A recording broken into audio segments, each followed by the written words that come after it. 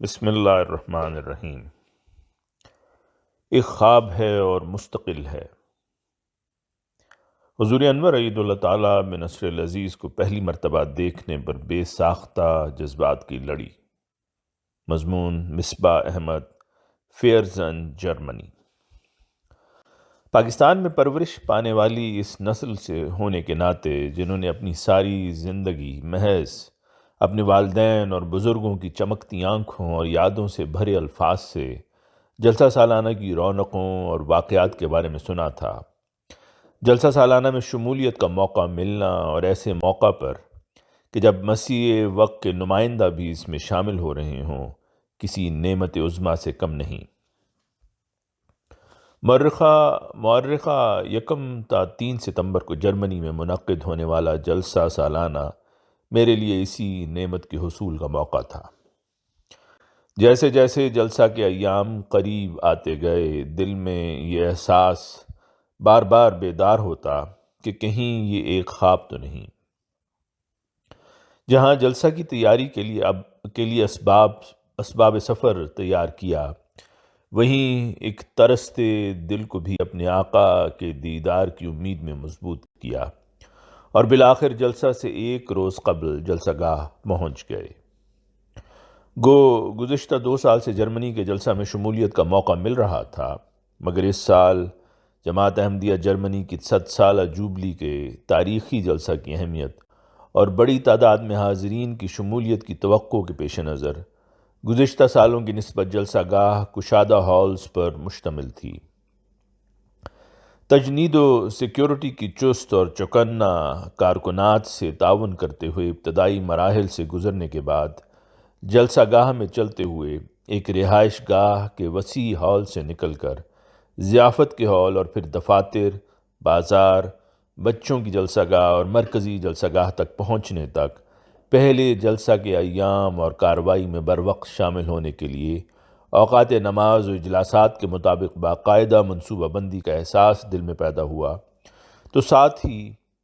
اس بات کا احساس بھی شدت سے دل میں گھر کر گیا کہ آج جہاں مخالفین سلسلہ کو نقصان پہنچانے کی ناکام کوششیں کر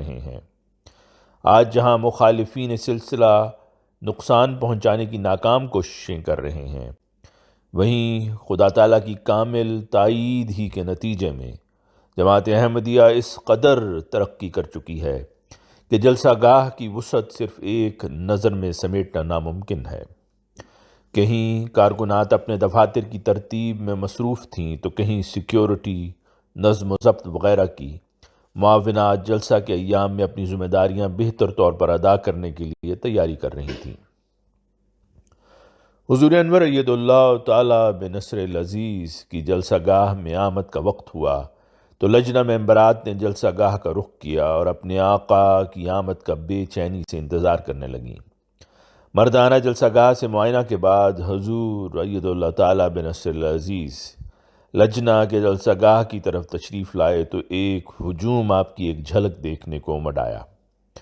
چونکہ حضور اید اللہ تعالیٰ بنصر العزیز ہال کے ایک طرف سے داخل ہوئے، حضور تک میری نگاہ پہنچنے تک آپ ہال کے دوسرے دروازہ کی طرف تشریف لے گئے، اور میرا دل اس خیال سے بھر آیا کہ اپنے خلیفہ کو اپنے درمیان تو پایا مگر آپ کو دیکھ نہ سکی۔ ابھی یہ خیال دل میں ہی آیا تھا کہ حضور انور عید اللہ تعالیٰ بنصر العزیز اسی راستے سے واپس تشریف لائے، اور آپ کے چند لمحات کے دیدار سے شکایت کے آنسو شکر میں بدل گئے، جو بعد میں حضور عید اللہ تعالیٰ کی امامت میں پڑھی گئی نماز جمعہ اور دیگر نمازوں میں سراپا دعا بن کر لپکے۔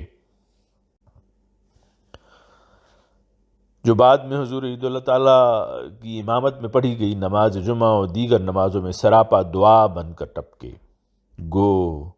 یہ ایک لمحہ ہی شکستہ دلوں کے ایک ملک سے آنے والے کو اپنے آقا کی صحبت کے خواب دیکھنے والے کی ساری عمر کی میراث بن سکتا ہے، لیکن خلافت سے محبت اور تعلق میں آپ کے نور سے ماحول کو روشن دیکھنے کی پیاس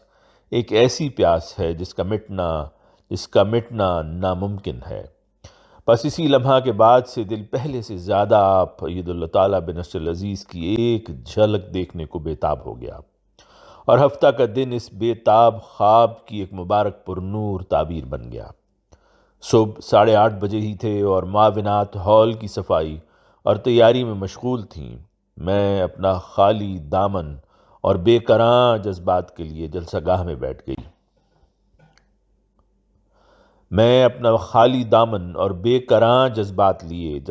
بیٹھ گئی۔ ہر چہار اطراف تمام کارکنات و معاونات نظم و ضبط، نظافت کے انتظامات کو ایک بادشاہ کی آمد کے شایان نشان بنانے میں مصروف تھیں۔ ترتیب سے ہالز میں بیٹھنا، حضور کی محفل کے آداب، روحانی اور جسمانی پیاس بجھانے کے انتظامات سے لے کر آواز، تصویر اور تکنیکی تیاریوں تک ہر ایک کی چستی اور جذبہ دیدنی تھا۔ لجنہ کے پہلے اجلاس سے حز اٹھانے کے بعد جوں ہی حضور کی آمد کے اعلانات شروع ہوئے، تمام ممبرات نے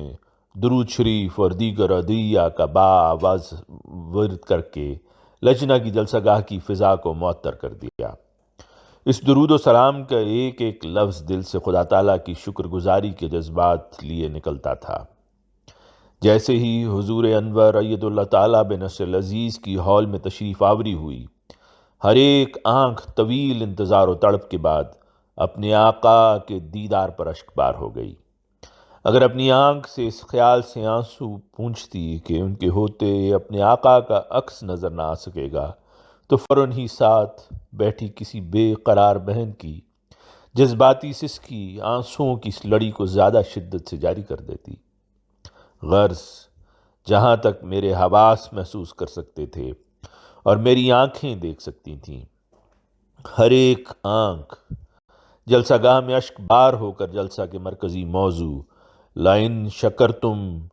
لَأَزِيدَنَّكُمْ سے حصہ پانے کی امید میں شکر کے اظہار میں مصروف تھی۔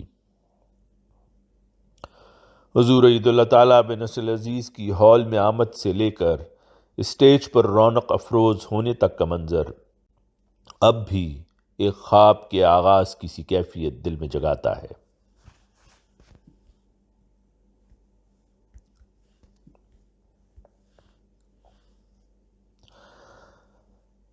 حضور عید اللہ تعالیٰ بن نصر العزیز کی ہال میں آمد سے لے کر اسٹیج پر رونق افروز ہونے تک کا منظر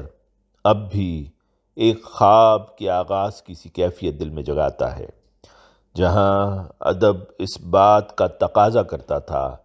کہ اس ہستی کے سامنے نظر نہ اٹھے، وہیں دل کی پیاس اس دیدار کا بار بار تقاضا کرتی تھی۔ بس میری ہر ایک نظر جو حضور پر پڑی، وہ نہ صرف میری تھی بلکہ ان تمام لوگوں کا بھی اس میں حصہ تھا جن کے ساتھ کئی سال پہلے میں نے یہ خوبصورت خواب دیکھا تھا۔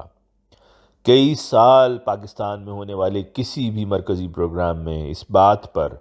اشک بار ہو جانے والوں کی آنکھیں کہ اگر آج حضور بھی اس پروگرام میں شامل ہوتے تو کیسا محسوس ہوتا۔